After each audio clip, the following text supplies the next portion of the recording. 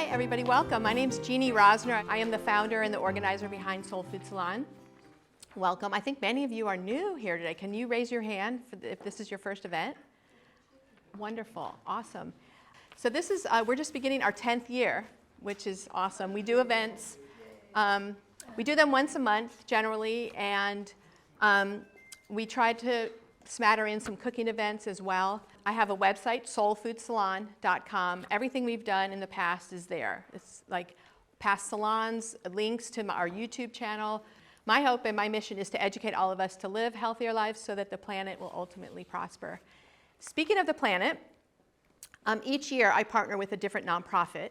And this year I'm partnered with something called One Tree Planted, and they're all over the world. We are focusing predominantly in California in their reforestation effort. So I would love it if you guys would help support me. Again, I don't ask you to pay anything to come to my events, but helping me and supporting me on the nonprofit that I partner with each year is how I would appreciate your response. So you can go on my website, again, soulfoodsalon.com, the main page. In the middle of that page, there's who I'm partnered with for the year, and you can click on the link, and it's really easy to make a donation. So today I have the pleasure to introduce you to Sally Duplantier, who is like this cute little powerhouse. Like she's inspired me, and I've only known her maybe for 6 months, but she inspires me every time I get to interact with her. So she is a gerontologist and a Healthspan educator.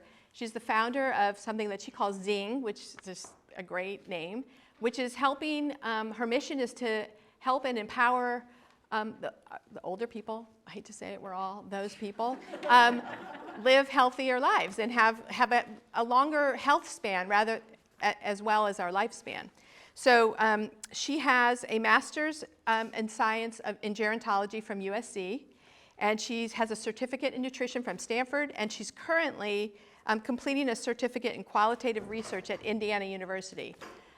She is going to speak today about longevity, and it's going to be a little bit interactive, I believe, and I think you're cool with people asking questions, and well, I'll let Sally take it away. Enjoy this little munchkin here. Well, thank you. And for anybody who's coming in now, there are seats up front if you want them. So thank you for such a great introduction. I will tell you that over the years, I've heard Jeannie this, Jeannie that, Jeannie Rosner. Do you know Jeannie Rosner? I'm like, finally, I have to meet her. So some of you know Annie Fenn. She was a guest speaker before, Brain Health Kitchen. She and Jeannie and I had lunch, and that's how I met Jeannie, and what a delight it is. All right, so a little bit about my background. Jeannie told you, some of it. I founded Zing in 2019 after retiring twice from the corporate world. In fact, I had my first business, I had it 25 years, sold it, retired, never gonna work again, worked 10 more years in a different field, then I was really gonna retire, and about 16 months later, I started Zing. And it's a mission-driven company to really help people live their best life longer. The other thing that I do, one way I deliver on the mission, is that I host free Wellness Wednesday webinars. I started these in the pandemic because, normally when I started my company, I used to give live presentations, and that wasn't happening. My first Wellness Wednesday had 6 people. My second one had 9 people. And since then, we have had more than 10,000 registered participants from 57 countries. So they're free, they're recorded, and there's information in the back and also outside about them, so I hope that you can come to one of our programs. Jeannie mentioned my education. I will add that all of this education that's listed here started in my late 60s. In fact, when I graduated with my Master's of Science in Gerontology from USC, I was the only kid in my class who was on Medicare. Never too old, right? So that's a little bit about my professional background. Personally, some people were saying, where do you live? I'm kind of down the peninsula in Cupertino. I live with my husband, Rob. We've been married 19 years. We've been together about 27. And so he is what I now call one love of my life. But here's the other love of my life. This is Bella. Does anybody have a dog here? You understand. Okay. I hope my secret is safe with you. Please don't tell Rob, but he is now a close second. And so let's kind of dive into our topic today. How can we live our best life longer? Let me give you an example of what I mean by that. If you look at the data from the 1900s to now, we've doubled our life expectancy. Okay, we've doubled it. We are living longer, but we're not necessarily living better. So we have longevity, and then if we look at kind of the overall population, there are a number of years in which we enjoy health span. That's being free of chronic disease and disability. We're physically strong, we're mentally sharp. But too soon, disease span sets in. That's 1 or 2 or 3 or even 4 chronic diseases that significantly impact quality of life. And my mission is really to change this. You know, we can't totally eliminate disease span. It will probably happen at some point, but wouldn't it be great if we could reduce it? So, you know, sometimes we kind of wish that there was just a pill for that. Not so much. You know, if there was a pill, we could just take that and go have lattes. But there's something that I think is almost as good, and it's lifestyle choices. And one of the benefits that we have living here where we do is that we have the ability to make those kind of lifestyle choices. Not every population does have that, but we do. We can make better choices about this that's going to impact our health span. So here's what we're going to talk about. And I'm going to talk, you know, like maybe an hour, and then there's time for Q&A. But I do invite you, as I'm talking, if something's confusing or you're just curious, raise your hand and ask it. And we will be interactive in that way. So we're going to talk about aging at the cellular level. We're going to learn about the role that lifestyle choices play in slowing down cellular aging. And then we're going to get really practical. We're going to talk about experiments that you can try at home today, this week, to actually start to apply some of what you've learned. My goal is that you can actually apply one idea. Okay, so I just thought it would be good to begin with, what do we mean by cellular aging? And I'm going to give you a really simple definition. It's a progressive decline in a healthy cell that eventually results in cell death. Okay, what I'm saying here is that it's changes that occur at a very, very microscopic level, even at an atomic or molecular level. So it's changes that are occurring in our bodies that we don't necessarily see every day. We see it over the years because we look in the mirror and we go, oh my God, how did that happen? But on a day-to-day basis, we're not seeing the effects of cellular aging, but it's happening all the time. So there are different biomarkers that we look at in the research areas that are indicators of cellular aging. There are many, many of these. I'm going to be talking about 3 primary ones. I'm going to be talking about telomeres, systemic inflammation, and oxidative stress. So telomeres. Has anybody heard of telomeres? Okay, a lot of you have. All right.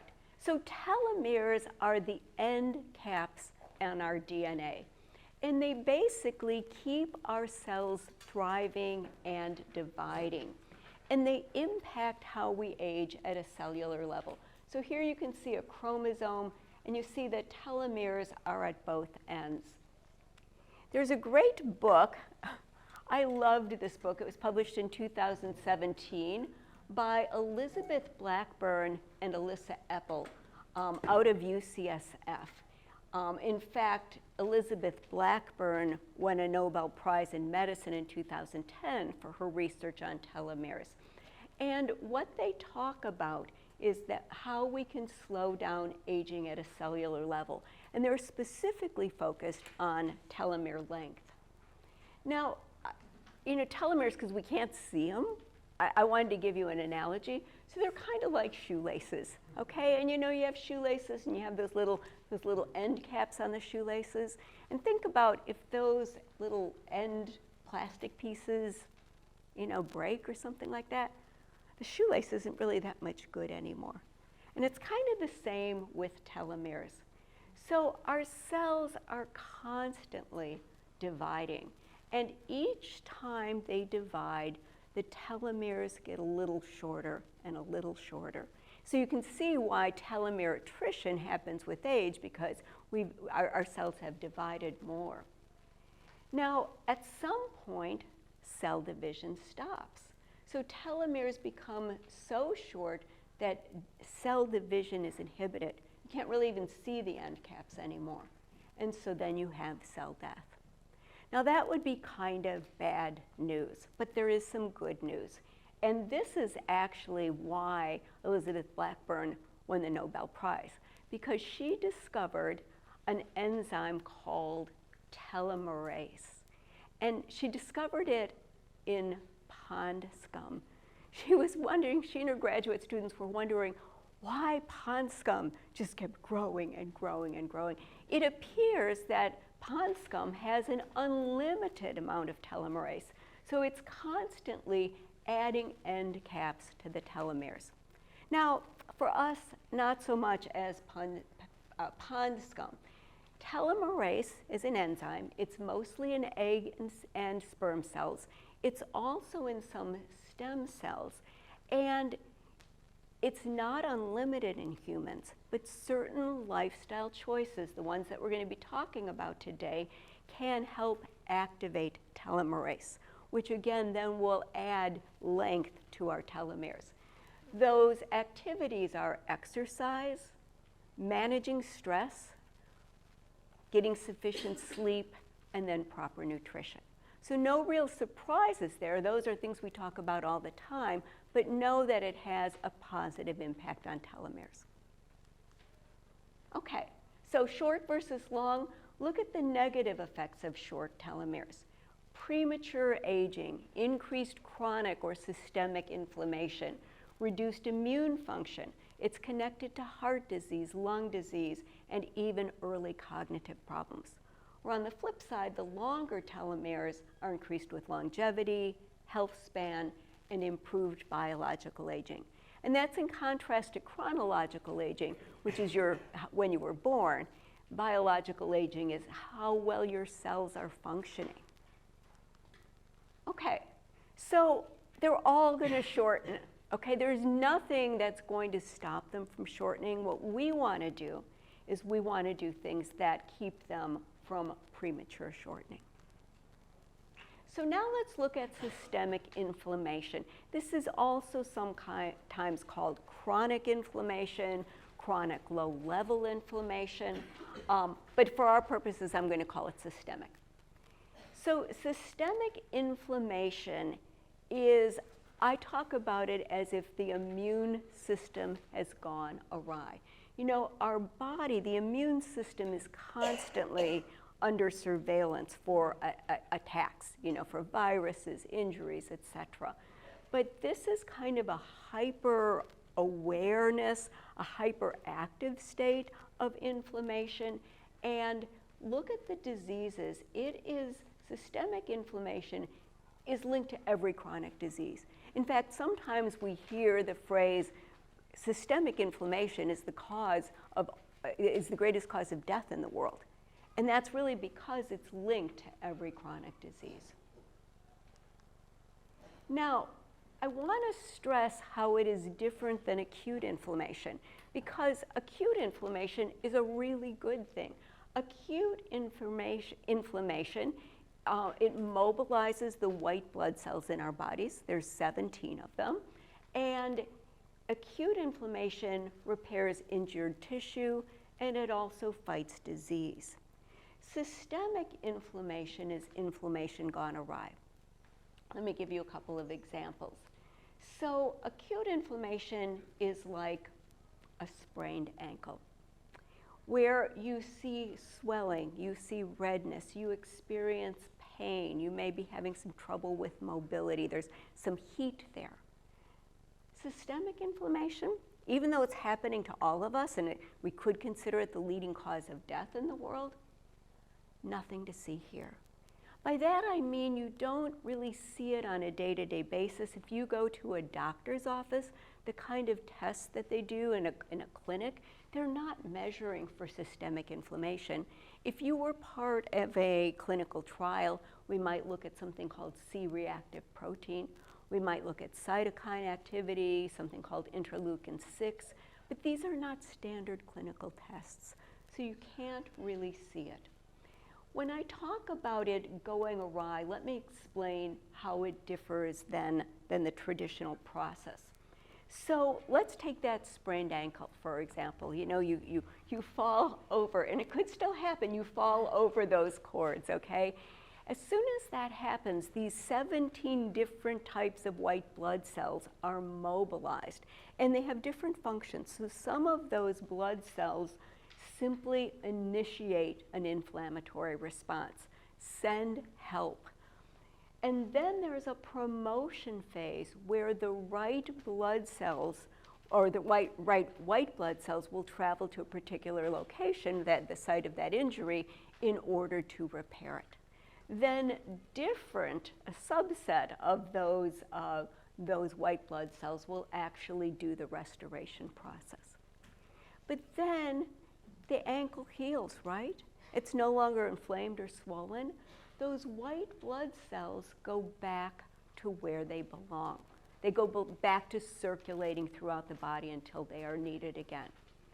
And in systemic inflammation, the first 3 parts of the process are exactly the same. But look at resolution. What do you notice here for resolution?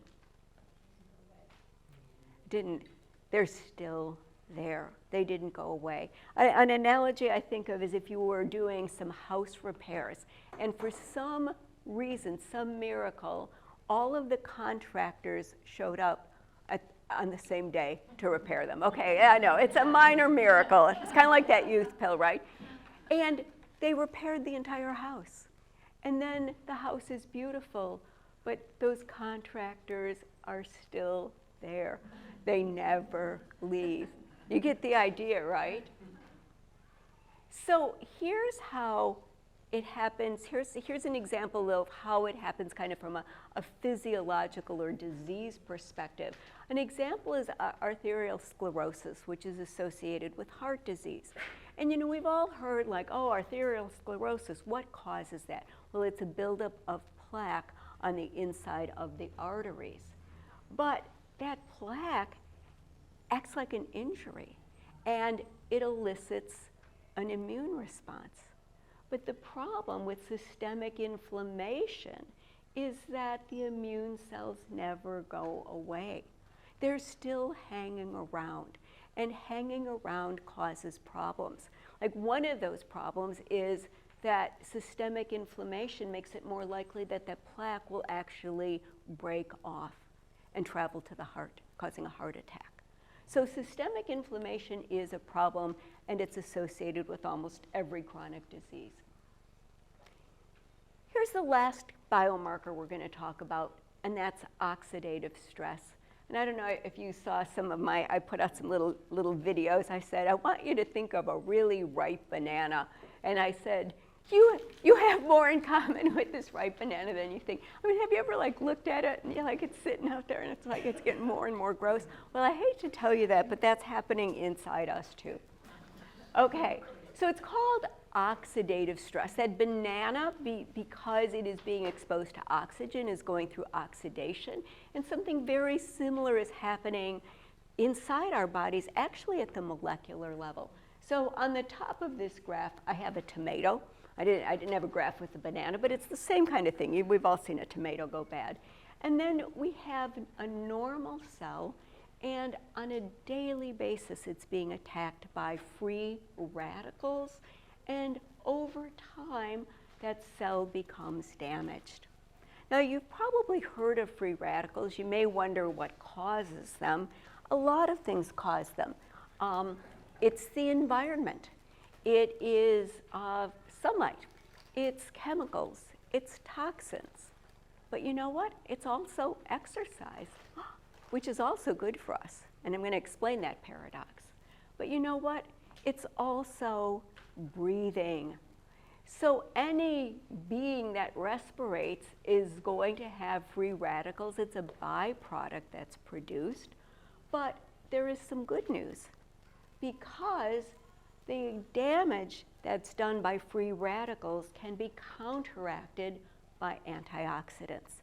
And this is what I mean by this occurs at a molecular or atomic level.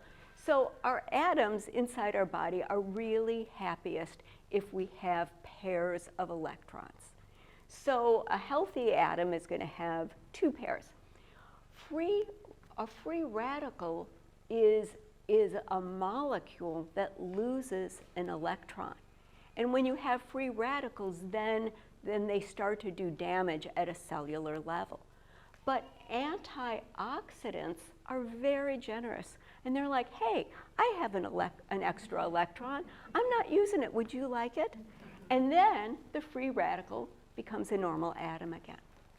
Now, antioxidants are produced in our body all the time. What's really interesting with exercise is that while exercise causes free radicals, it also produces antioxidants. When they're in balance, you don't have oxidative stress. But when you have too many free radicals and not enough antioxidants, then you start to experience oxidative stress.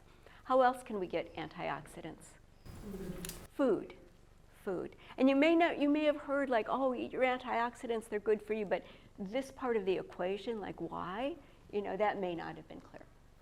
Okay, so the other thing I'm going to share is that I'm talking about these as though they're separate entities, and even when I quote research, I'll be talking about, this study, that study, but they are interconnected. So, for example, oxidative stress shortens telomeres, and it also reduces telomerase, that incredible enzyme.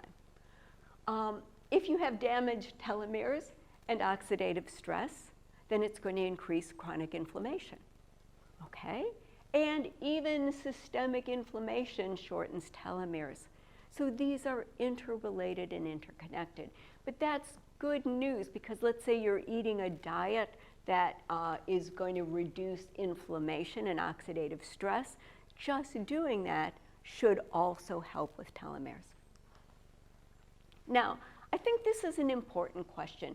Can we change the rate of cellular aging? Because we can't stop it completely. And I am so excited that the answer is yes, that there are things that all of us can do in this room starting this afternoon to slow this down. So we're going to look primarily at lifestyle choices, but I have listed 3 of the big factors that impact cellular aging. Genetics, of course, that is a factor. But chronic disease will also speed up these biomarkers of cellular aging. And then lifestyle choices. Now, the good news is that these choices, stress, nutrition, how we handle stress, nutrition, exercise, and sleep, also positively impact chronic disease. And even though we say we can't change our genetics, we can change our gene expression. I think didn't you have Lucinda Arnica talk about epigenetics? Yeah, so actually we can change the way genes are expressed. So these all work together. I'm going to start with stress, because especially from the telomere perspective, we have probably more research here than in any other area. So we've all heard this, acute stress versus chronic stress. And we've heard about acute stress is like when you're running from the tiger compared to chronic stress. Well, we still have acute stress now. You have a sick child, you're in a car accident, you're running to catch an airplane. There's so many things that can be in the moment, acute stress. And our bodies have really adapted to handle that pretty well. But it's the chronic stress that's the problem. Now, I was going to define chronic stress for you, but I think Most of us know it. Does anybody want to share what might be a chronic stressor in someone's life? Loss of a child. A loss of a child. Absolutely. I can't even imagine a loss of a child. What other chronic stressors? Finance. Finance is a big one. Yeah. Yeah, absolutely. What else might be a chronic stressor? Toxic work environment. Yeah, toxic work environment. One more? Living in a polluted area. Yeah, living in a polluted area, because it's not just the effect of the pollution, it's the worry about that. And then you had another one. Aging parents. Aging parents, yeah, huge. So there's really no shortage of things that can be chronic stressors. And what happens is that our bodies are designed well from an evolutionary point of view to handle acute stress. Chronic stress, not so much. What happens is that there is a maladaptive stress response that leads to all sorts of chronic disease that's linked to diabetes, heart disease, bone disease, respiratory disorders.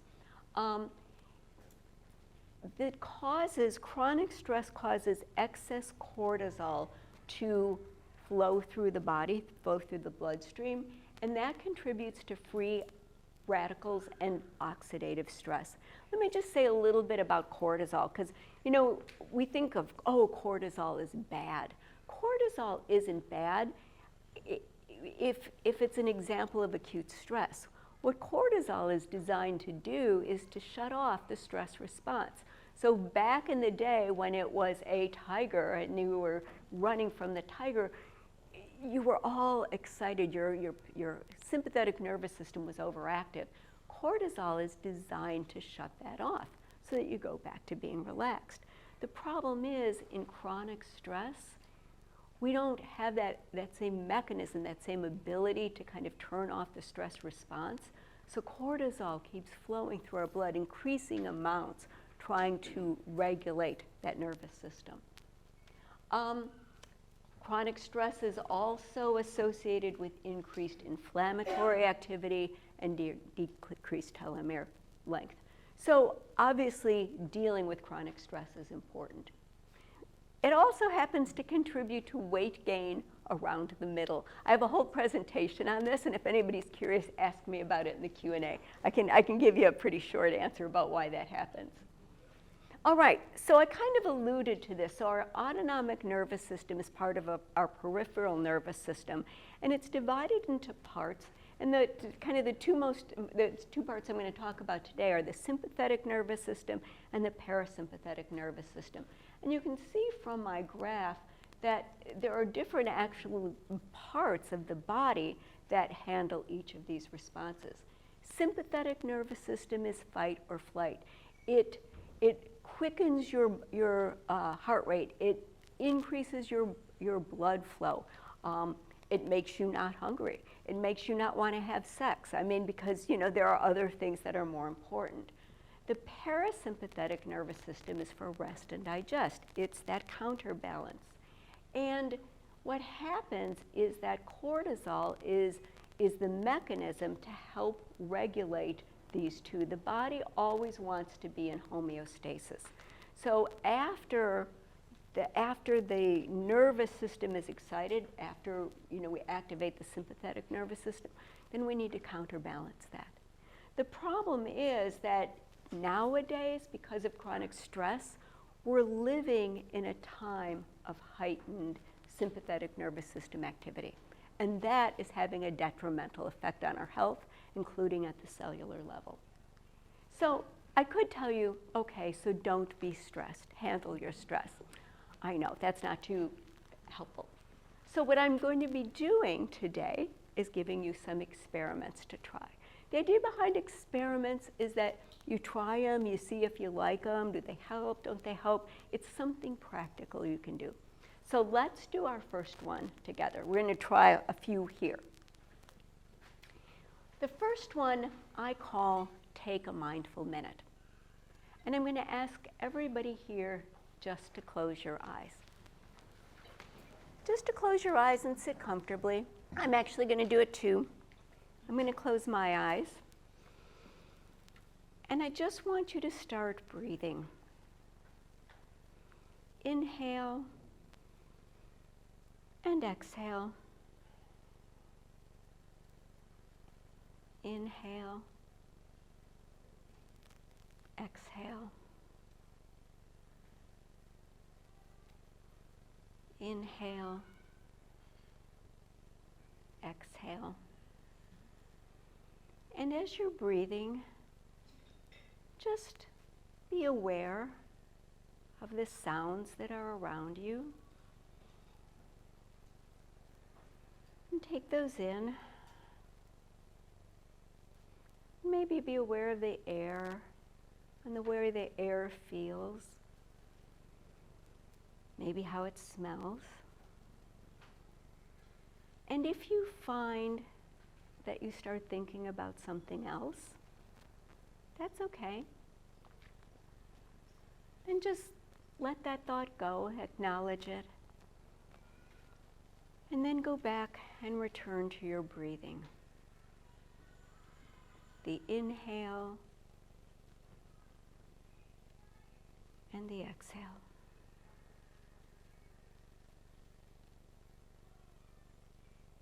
Now go ahead and open your eyes. How do you feel? Relaxed? Sleepy? What else? Calm. Yeah, that was 1 minute. And this is a really portable experiment. You can do it when you're stuck in traffic. You can do it at Whole Foods when there's a big long line and the checkout person is having this involved conversation with someone. You can do it before a meeting. You can do it before you eat. It's a mindful minute. But what we just did with that experiment was we reset the parasympathetic nervous system. We activated that and brought down any stress you might have. All right. We're going to do 2 more experiments, this time with music. And I don't think they have to close their eyes now, right? But you might want it. It might help you concentrate. So for sample 1, I'm going to ask you to close your eyes. And I want you to simply listen to this music. We're going to play about 30 seconds, and then you'll tell me how you feel.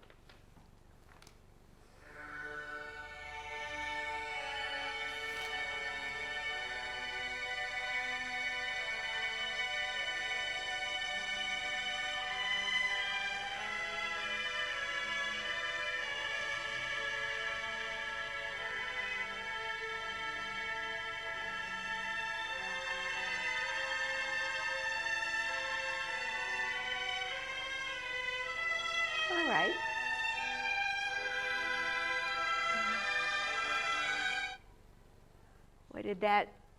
How did that music make you feel? Sleepy. Sleepy. Yeah, it might make you sleepy. Yeah? How else? Anxious. Anxious. Oh, it's interesting. You didn't like it?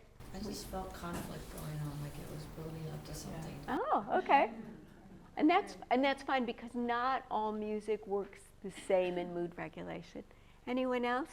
Relaxation. Relaxation. Yeah, so this was classical music. It was Bach.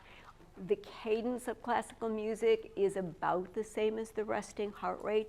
And for many people, they will find it very relaxing. So it's another way to kind of dial down the sympathetic nervous system. All right, close your eyes. We have another music sample.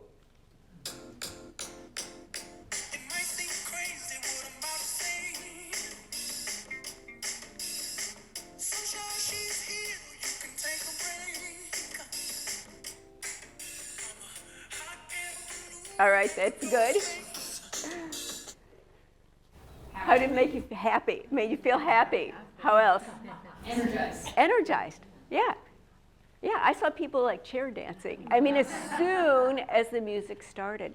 So something like that, here's the thing with music. It helps you down-regulate and up-regulate the parasympathetic and sympathetic nervous systems. So something like that might be better than a cup of coffee like late in the afternoon, which might tend to keep you awake.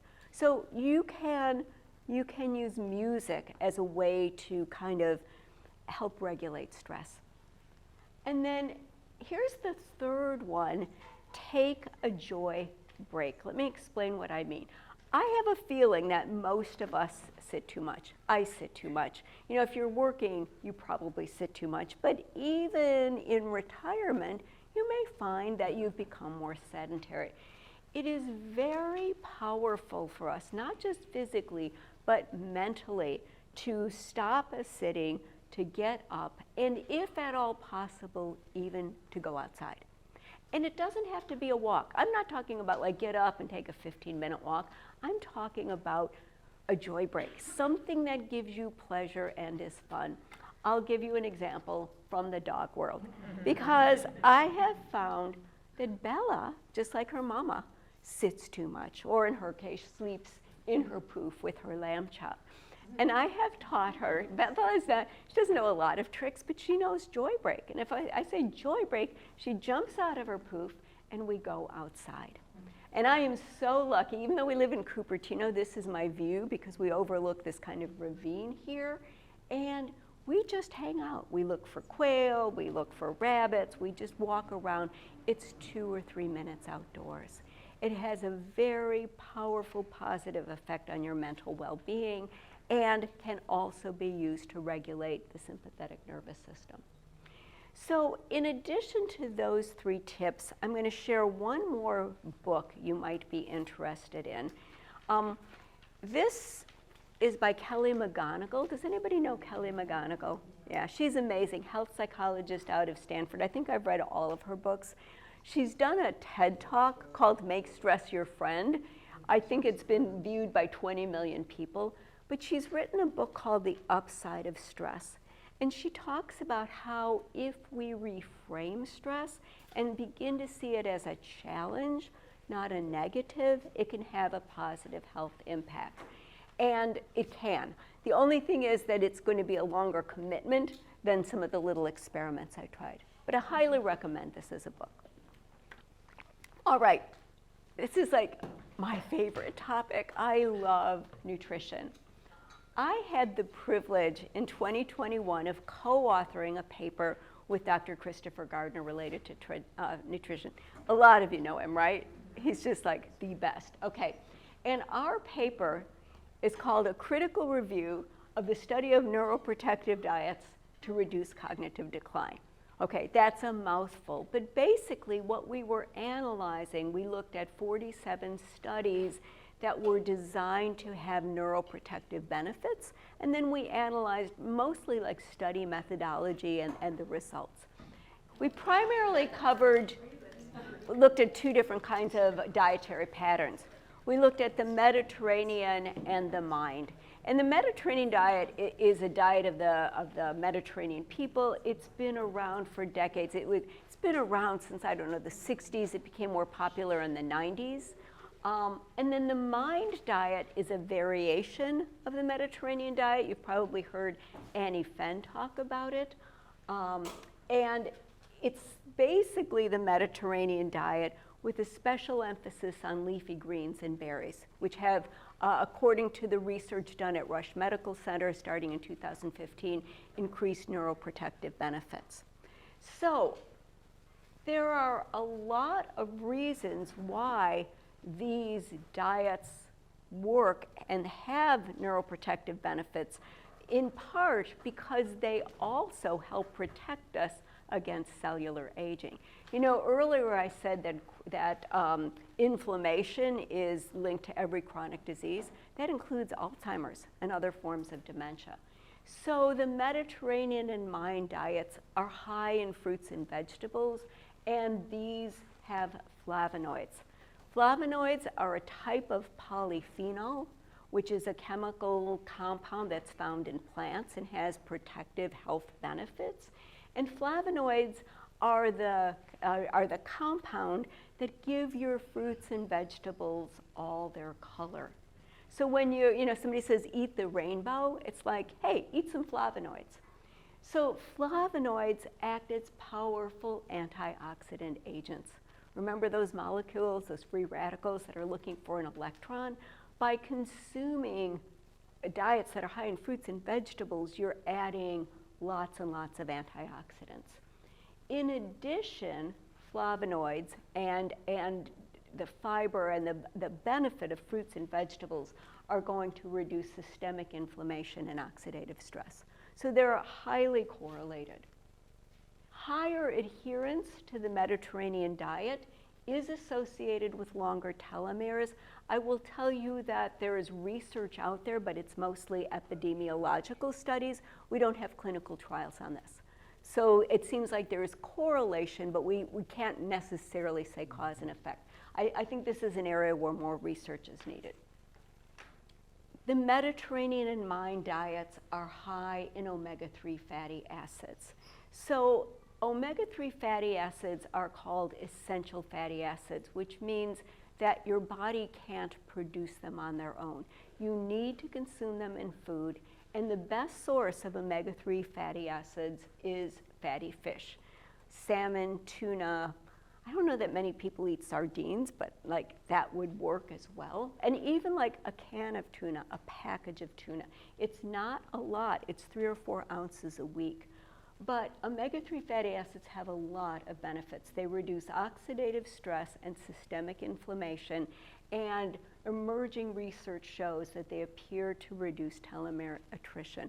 And I've cited a lot of studies with respect to this. Sally, what did you say, how much per week? It's only 3 or 4 ounces. It's a serving. Yeah. I mean, I'm religious about getting in my salmon or my tuna. Yeah, because it's that important. Yeah. The omega-3, I always hear about fatty fish, but are there other foods that are also have a good amount of omega-3? Yeah, so it's mostly fatty fish in the plant. So I'm going to answer that a little bit technically. Fatty fish contain a type of omega-3 fatty acid called DHA and EPA. And those compounds can actually pass the blood-brain barrier, and that's part of why they're considered to be neuroprotective. In the plant world, you have soy. So you have soybeans, you have flax seeds. They contain ALA, a different type of compound, and they're not thought to be as neuroprotective. But I would say if you don't eat fish, that you'll still benefit by the ALA that would be in flax. You could also eat seaweed. I mean, seaweed would work. And then, because usually I get asked about supplements, I'll tell you that the data are mixed. So we first started studying omega-3 fatty acids when we were looking at cardiovascular disease, and the evidence was so positively overwhelming, fatty fish and reduced risk of heart disease, that they had to stop the clinical trials because it wasn't fair to people who were in the control group. We haven't found exactly the same thing in supplements, okay? The data are mixed. It appears that there are neuroprotective benefits of taking supplements if you don't eat fish, but we're still trying to get the dose response right. So we don't know exactly like how much supplement to take. And then for telomere research, supplements have been used in a number of clinical trials and were shown to be protective. So my advice, I know it's kind of a long answer, but my advice is if you like fish at all, try to eat it. If you don't, try other sources or a supplement, because I think it's that important. Yeah. The plant sources have the ALA, and Yes. they get converted to the DHA and the EPA, but their conversion sometimes could be 5%. So it's not Thank you. that high. Like you can get the ALA in chia seeds, flax seeds, soy, walnuts, I think. Yeah. But it's not as potent as eating like a fish source. Yeah. Yes. Do you metabolize that single serving over a week, or is like 2 servings a week? It's such a good question. I don't know, and I'm not sure that they've really studied it. What I've tried to determine from the research is kind of the minimum I need to eat, because I like fish, but I don't want to be eating it every day. And Annie Fenn would concur on this one. It's about 3 or 4 ounces It's not a lot. Yeah. Yes? Does it matter if the fish is cooked? Is it better if it's raw? I don't know in terms of oxidative stress. I think, I don't know that that has been researched. I think raw fish, if you're pregnant, could be a problem. But if you're eating sushi from a high quality source, I don't know of anything detrimental in terms of what I'm talking about. Yeah, good questions. Karen? When you say supplements, are you talking about fish oils? Fish oil supplements, yeah. Yeah. All right, so the other thing about these diets, I knew I could make you hungry, is what they don't have.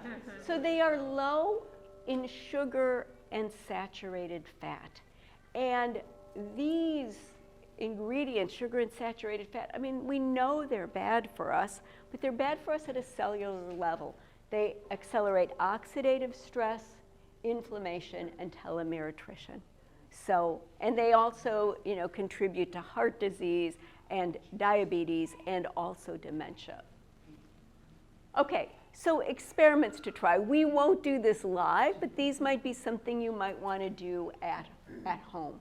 Just see what would happen if I just tried to get one extra serving of a vegetable or a fruit every day.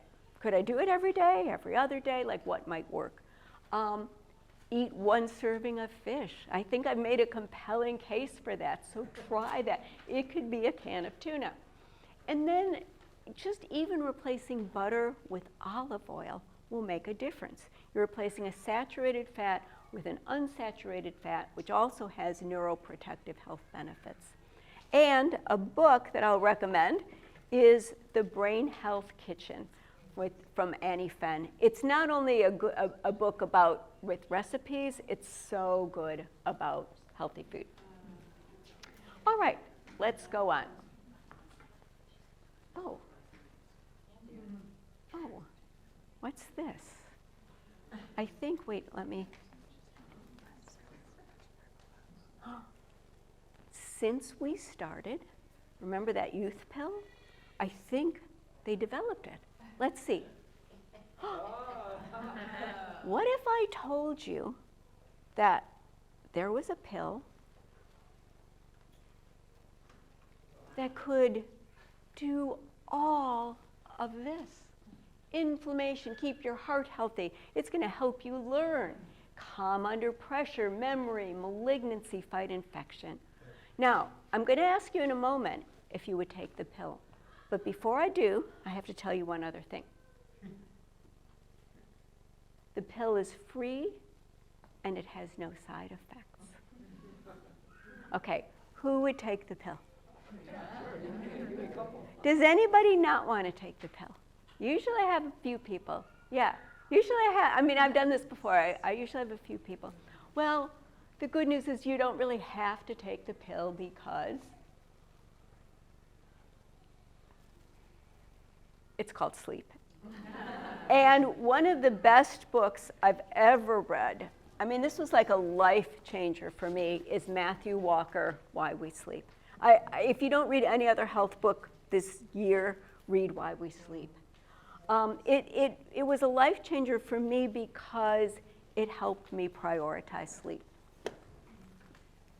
So that's what we're going to talk about next. And I will share with you that every species sleeps, even earthworms.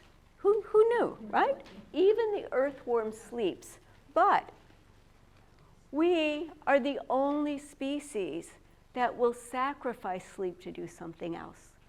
Binge watch Netflix, stay up and read, answer email, the list goes on and on. All the reasons we have for not getting into bed. How much sleep do we need? The CDC and the National Sleep Foundation are really firm on this. So if you're under 65, 7 to 9 hours, and it doesn't really change that much as you're older. It's 7 to 8. Now, you may think this doesn't apply to you. So there is a term called the sleepless elite, and since we're telling stories about my husband, Rob, I'll add one more. Rob thinks he's part of the sleepless elite. He says, you know, I go to bed at 1 a.m. and I get up at 5 a.m. I don't need that much sleep. Except he starts sleeping in the lounge chair about 9 p.m., right? Right? Yes. Okay, sleepless elite, it's pretty rare. There are some people who have the DEC2 gene. It's a genetic mutation, meaning that they really don't need as much sleep as everyone else. Are you one of them? Probably not. It's less than 1% of the population, and you are more likely to be struck by lightning than to be one of the sleepless elite. Now, there's new research being done, because I've seen 5%, I've seen, oh, there may be more genes associated with this. My point is that it's probably not most people in this room. So sleep is really important, because sleep is like nature's garbage truck. It doesn't matter, can it be cumulative? Does it all have to be together, or you can take a nap? It's such a good question. So naps can play a role, but you don't want to take a nap if you're like if you need a nap every day, you're not getting enough sleep. The challenge is that there's sleep architecture, there's cycles that you go through every night, and if you shortchange your sleep, you're not getting all those cycles, and you can't make it up on weekends. That's the problem. Really true that you have to go to bed by 10 o'clock to get the art? Like, what if you're 1 o'clock in the morning, but you sleep your 9 hours? Okay, so what was your name? Danielle. What Danielle asked about is, do you have to be like, is it like 10 to 6, or could it be 1 to 9? It depends on your circadian rhythm. The most important thing is regular. So if you are that like 1 a.m. to 9 p.m. or 9 a.m. person, you're better off doing that every night. And not necessarily trying to adjust because other people have a different circadian rhythm. Yeah, might make it harder for work, but you know, or other things, but no, it does. The more important thing is that it's that 8 continuous hours. So sleep is like nature's garbage truck. We've discovered recently, since 2015, something called the glymphatic system. This was done out of University of Rochester. And basically the glymphatic system takes blood, it circulates through the brain, it mixes with cerebral fluid, and it takes waste products out of the brain, including beta amyloid, which is associated with Alzheimer's. But it takes other junk out as well. Now, the garbage truck only has pickup if you're asleep. Garbage truck does not work when you're awake. And it's a key defense against oxidative stress. And sleep deprivation is linked to increased inflammatory markers.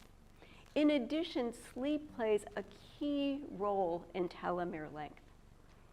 They like 7 to 8 hours of sleep a night. There's lots of studies. You can see insufficient sleep, premature telomere attrition. Children who sleep less may age faster. And this one, self-reported sleep of 4 hours per night, is equal to 8 years of aging. I can't stress this enough. So my main guideline is to make it a priority. Most of us don't, many of us don't. I didn't for years. And to go to bed and wake up at the same time every day, because that's going to help you reset your circadian rhythm, and it's going to improve the quality of your sleep. But if you can't sleep, there are some things you can do. So here are 3 experiments to try. The first kind of ties back to one of our other experiments: address the stress. If you are stressed throughout the day, if you have that heightened sympathetic nervous system all throughout the day, and then you try to go to bed, like, it doesn't work. You've got to address that stress earlier. So these were the things that we talked about. And if we look, what happens is if you're stressed all day, it's going to dysregulate your sleep-wake cycle. So cortisol, we've talked about it. It's not a bad guy. It serves a purpose. And you know, without it, you wouldn't wake up in the morning. So that's kind of important. Cortisol will rise when you first wake up. It's what makes you alert. But take a look at this next slide. So if we look at the normal curve, cortisol goes up in the morning and then it declines by evening. That's normal. If you have too much chronic stress, just the opposite is happening. And now you don't have enough to wake you up properly, but boy, in the evening, when you should be winding down, it's heightened. So you have to address the stress during the day, because this is hard to overcome. I call this the unpower half hour. It used to be the unpower hour and nobody would do it. So I'm like, okay, work with me, try for a half hour. It doesn't have to be all of these gizmos. It was just a nice graphic. It's putting your electronics away. If you use your phone for an alarm, set it early. Like, don't be looking at it right before bed. It's also no overhead lights. You know, we think about blue light, you know, from our devices is bad for us, but it's any light is going to wake us up. So, like, if you have strong overhead lights in your house, like, dim those. Don't be walking around with bright lights. And then some kind of wind down routine. It could be just putting on your pajamas, washing your face, brushing your teeth, but a ritual around sleep that you do every night. Regularity is very important for sleep. And then here's the last one. We talked a little bit about circadian rhythm. Watch the sun rise and set. Now, you don't have to race out there to see the sun rise or to see it set, or move to Hawaii so you can, you know, see one or the other. But it's that idea that we spend so much time indoors that if we have trouble sleeping, retraining our circadian rhythm around the sunrise and sunset, light and dark, can be very, very powerful. This experiment you're going to need to do for at least a couple weeks. It's not just an overnight one. Yes? What about medicated sleep? Wow, what about medicated sleep? That's a big topic. Is there training for medicated sleep to normal sleep? So the question was, what about medicated sleep, and is there training? And you're saying training to get off of it? No, just you go through sleep cycles. Is there any learning that you can bring into being non-medicated? I'm not sure I understand the question. Exactly what you had said, to get off of it. Oh, to get off of it. It's a big question, so in the interest of time, I'm going to give a short answer, but then we can talk more about it in the Q&A. In general, you're going to be better off without any kind of medication, and I'm talking not only Ambien, but Benadryl, any of those, not only if they don't create a physiological dependency, there's a psychological dependency. And, you know, like in the case of Ambien, then you start thinking, oh my God, could I just have a half a pill, or, you know, that type of thing. They're hard to get off, and you probably do need to work with a professional if you're trying to do a step down. But I'm happy to answer that, like, more in the Q&A or one-on-one. So in terms of results, in all these areas we're talking about with the Yeah, so I would say from Matthew Walker's book, when he talks about Ambien, he talks about research that shows that even though we think we're asleep because we're not awake, that the actual sleep cycles that we go through are different. And so I would anticipate that it would have less cellular aging benefits, but I just don't know, like, that particular study. Yeah. I would probably say the safest any kind of over-the-counter would be a melatonin derivative, because that is a normal hormone that is secreted by your body as nighttime approaches. Okay, last topic, exercise. So I won't read all of this, but look at this long, long list. This was one of my professors at USC, a professor of gerontology, Joanna Davies. All of the benefits of physical activity. I mean, it's mind-boggling.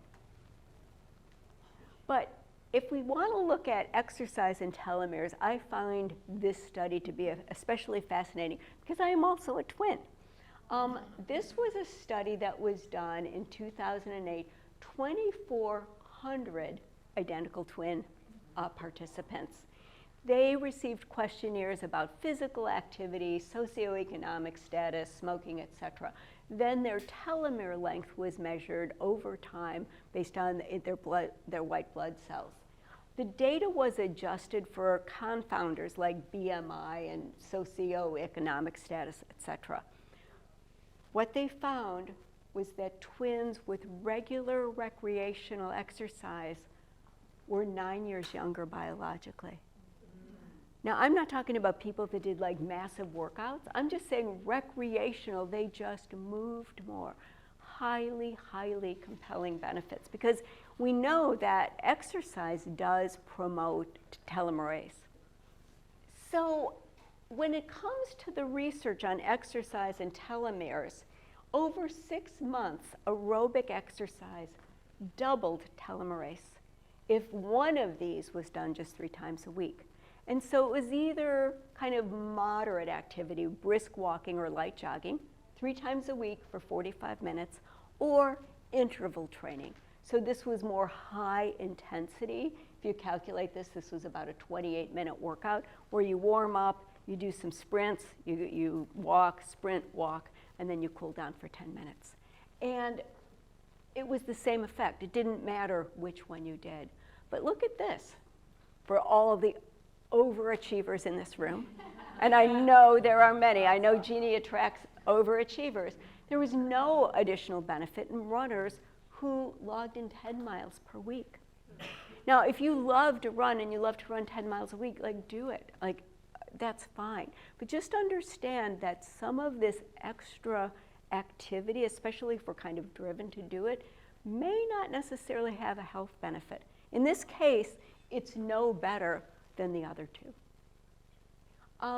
This was a study, I found this fascinating, in a sports journal, 2018, exercise and inflammation. So what exercise, moderate exercise, will do is it improves immunosurveillance.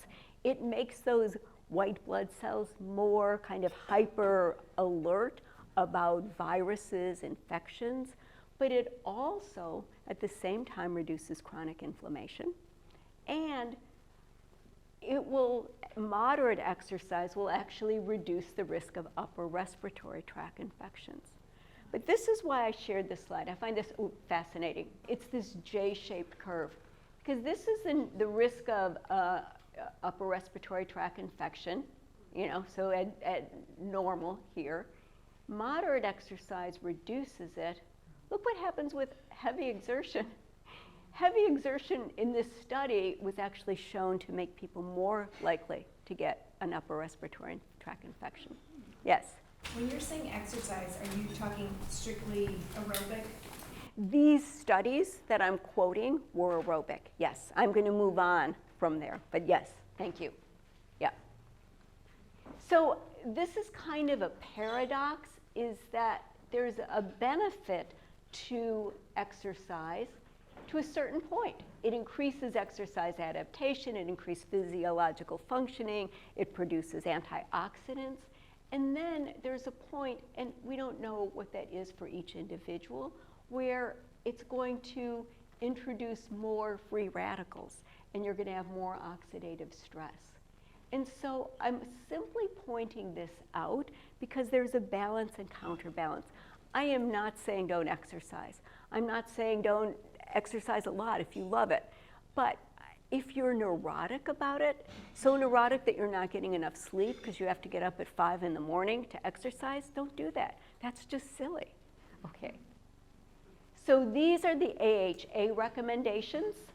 And I'm showing you moderate or high intensity in combination with strength training. This becomes increasingly important as we age because we lose muscle mass. And this will help prevent that decline and also preserve our metabolism. Combined with balance and flexibility, all of these are needed for healthy, functioning bodies. Yes, Nicole? Sally, how do you define moderate? Nicole asked a great question. How do you define moderate? I would say that it is individualized. If you are working with a sports trainer, it could be heart rate, and there are measures for that. 60% of your resting, of your heart rate. I go more by how I feel. And personally, I don't need to exert myself. I've done like 3 half marathons and like, that was enough. Like I love to walk, you know? So I do what I love. But I think sometimes we overdo it. So let me give you 2 experiments here. I'll call the first one plus 15. If you're more sedentary and you really don't like to move that much or you don't like to exercise, then find 15 minutes a day to move more. Just start somewhere. And if 15 minutes is daunting, try 5 minutes. I had somebody say to me that she started putting on her shoes instead of her slippers in the morning. Because as soon as she put on her slippers, that was code to sit at the kitchen table, drink coffee, and get on her computer. She put on her shoes, she walked outside a little bit. It can be that simple.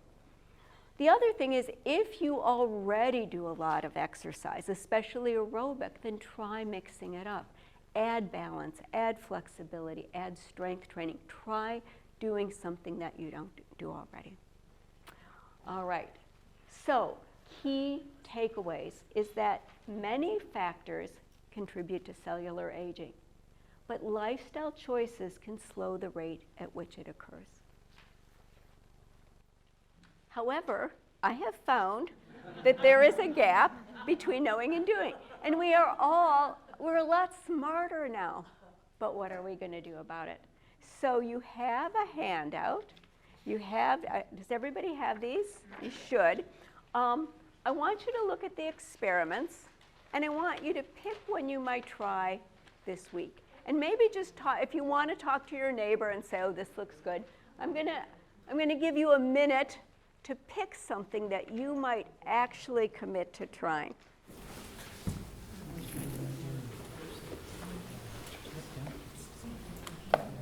I'm working on my fish, I'll tell you that. I still have to work at that one.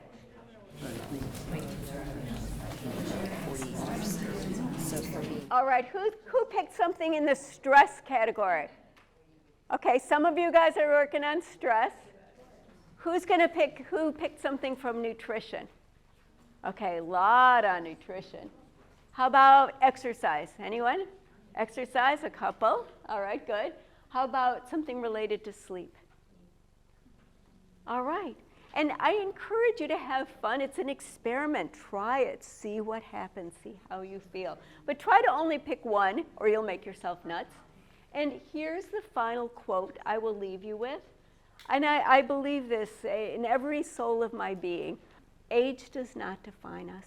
We define how we want to age. We have a lot of ability to do that. So thank you. Here's my information. I'll open this up. What do we have for questions? 10 minutes, 15 minutes, whatever people have. And then you can always write me, because I always respond, if you have other questions. Thank you. Yes? First, I just want to say thank you. And second of all, I want to say all the power to you for getting all this education in your early 60s. Thank you. How inspiring. Thank you. Oh. I'm all about everything you do, and I really Thank appreciate you. all this great information and energy and inspiration. So thank you very much. Oh, thank you. I love it. And you know, I'm 70 now, and I'll tell you, I've never been happier. And what a privilege to wake up every day and just be so happy. Yeah. Thank you, Kathy. Who wants to follow that? Yes. I just want to say that I love how you, there's so many things that we all get exposed to, I think, through social media, through TV, through everything. And I think it's a really important message that sometimes you can do too much. Yeah. And especially where exercise is, because there's a real fear around, you know. I mean, there's always that message to do more, do more, do more. And, you know, even like the Blue Zone, you know, research has shown that it's not necessarily you have to go work out with weights and do all this other stuff. Just climb a hill, go work in your garden, go do things. And I think that it's just such a nice message and permission you've given us to not overdo. Yeah, thank you, Sarah. You know, again, I would tailor this for different audiences, but I have a sense of who comes to these salons, and you know, it's the overachievers. I did do some research. that looked at, like if you're doing 5 times the amount of aerobic activity that they recommend, it's probably not going to hurt you. So that was done in a clinical trial, but it wasn't that beneficial. Yeah. What else? Yes, Jane.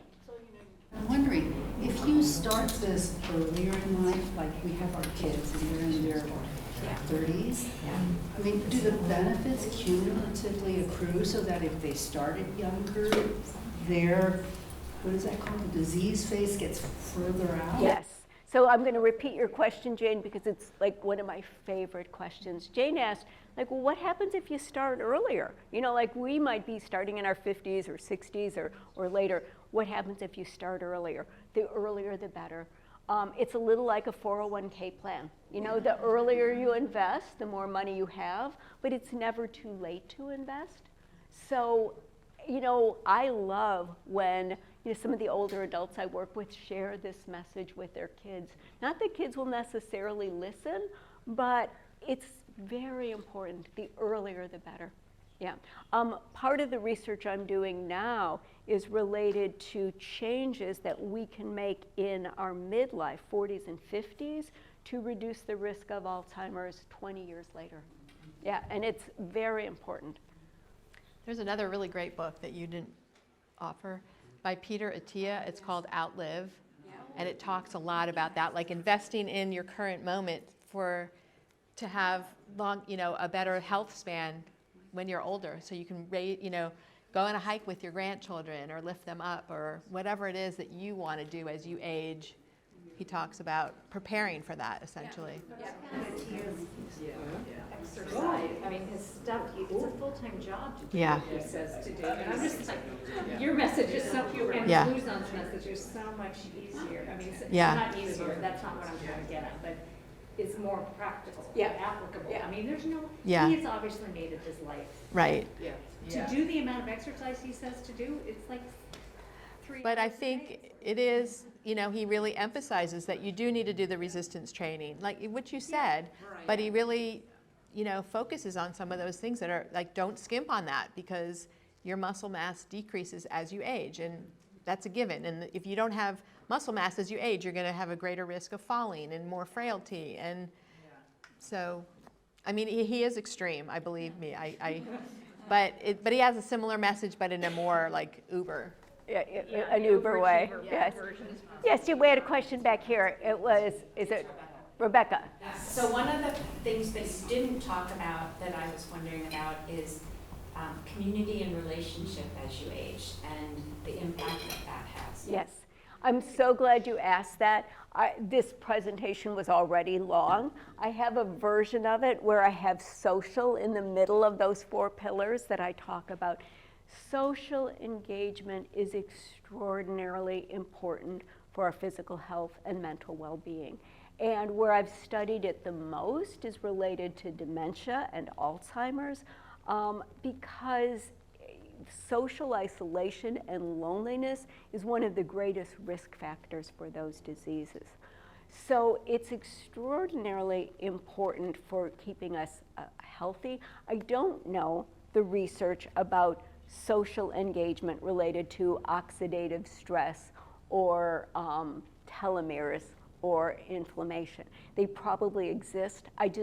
My research has been more related to Alzheimer's. Yeah. Have you read studies about it? It's not that I've read studies about it. I've thought about it a lot for various reasons, but including the fact that I have, my mom is 96, going to be 97, and she's completely there, and I watched what COVID did with the lack of socialization, even living in a retirement community, and I think it had such a big impact. It had a huge impact. In fact, Alzheimer's-related deaths increased by 20% during the pandemic. One piece of research that I will share, it's emerging, it's not like published yet, but USC is doing a study on superagers. And superagers are people who've lived to be 85 or older and have the cognitive abilities of people much younger and also the physical abilities of people much younger, 10 or 20 years younger. And what's interesting about their research is they're starting to look at the psychosocial factors that might be related to that, not just the biological ones. But I just don't know what the studies say yet. Because it's interesting, of course, my mother was at an age where women didn't participate in sports and do exercise and still doesn't. Yeah. But for whatever reason, but I saw that the social component kind of goes through. Yeah, extremely important. And I'll just add one more thing. The research I'm doing now at Indiana University relates to the health and well-being of family caregivers of Alzheimer's patients who are at far greater risk of chronic disease, disability, premature death, and even Alzheimer's because of the burden of care. And one of the main reasons for that is lack of social engagement. So, yeah. Yes, in the back, in the white. What's your name? Betsy. Betsy. Hi, Betsy. Hi there. Sleep is one of my big challenges. Yes. But I didn't pick that, but I should have. When you say no electronics, does that include no TV?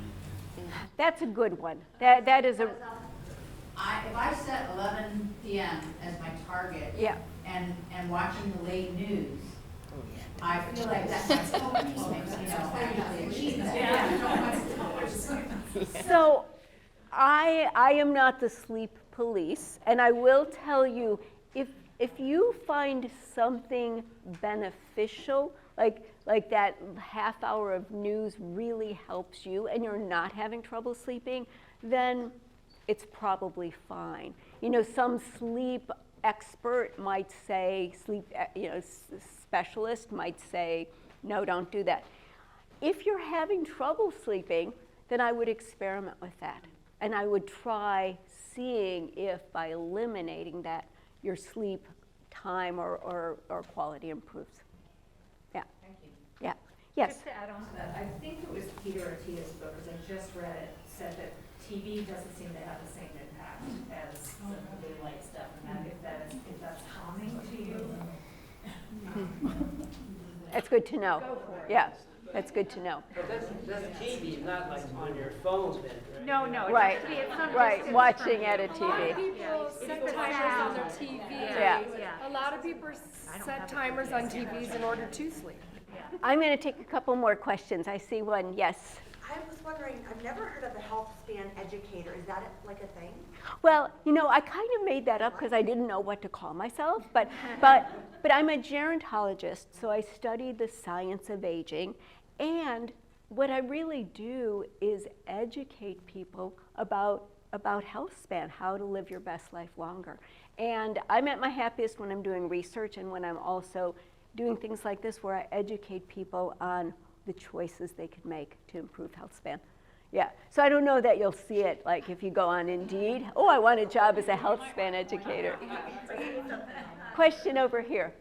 First of all, thank you. I wish our public health messaging was you. I don't know if you work with public health departments, but I think you would be a gem to our public health. I'm gonna go home and tell my husband all this, and then they said. But my question has to do more going back to nutrition and any research you've come across with fasting and Alzheimer's, or just in promoting health with that, because that's kind of a buzz thing now. That, which fast are you on? Great. It's such a good question. So the question was about, are there benefits to intermittent fasting? I mean, that's the one that's popular. So I will tell you that a lot of it depends on who you ask and what you read. We don't have any long-term research about that. So we don't have studies that have gone on for 10, 15, 20 years to show benefits or disadvantages. For some, and there's 50 different protocols for intermittent fasting. So part of the reason it's been hard to study is, what does that mean? Does it mean time-restricted feeding, where I don't eat after 7 p.m. and I don't eat again until 7 a.m.? Like, that's just kind of a smart idea. Like, that's, I don't even know if that's a special fast. Or is it people who don't eat 2 days a week, or, there's all different versions. I think there can be a psychological benefit to intermittent fasting if you struggle with food and there's just a period when you're not feeding yourself. You know, and that's mostly why people lose weight, is they just are not eating as many calories, they're not eating as much, or they're not doing the late night stacking. Does it really affect metabolism? You know, I think we have more research in mouse models, animal models, than we do in people. So in my mind, the jury is out, because you're not a mouse. Yeah. Yes? You didn't talk much about the difference between men and women in these factors, because women live longer, or they have, and it's, the gap is narrowing, I believe. But what would you say? So again, let me think with oxidative stress, inflammation, telomeres. I don't know that exact research. Most of my research is related to Alzheimer's disease and dementia and cognitive decline, which unfortunately affects women more for reasons we don't fully understand. It could be tied in part to hormonal change, but we don't know that for sure. Yeah, but I don't know on those other 3 biomarkers. I haven't actually looked at it on a gender basis. If you're really interested in that, write to me and then I'll look it up and see what I can find. Anything else? Yes? Women seem to have more unfinished business in their brains. And I think all that extra stuff gets in the way and probably relates to dementia and things like that. It could. It could. I mean, it's multifactorial. We just don't know. All right. I'm going to stick around if you have one-on-one questions. Seriously, write me, because I will look up like nerdy stuff about, you know, men versus women. I'll at least tell you what I can find. Jeannie, it was a pleasure. It was fun. Follow Sally on her social media and perhaps join her on her Wellness Wednesdays. Oh, I would love There's to some have flyers about the information about that. Go on my website to learn more, and please make a donation to One Tree Planted. $1 plants 1 tree. So you can give as little as $1 or however many dollars. Just translates to more trees. So thank you all.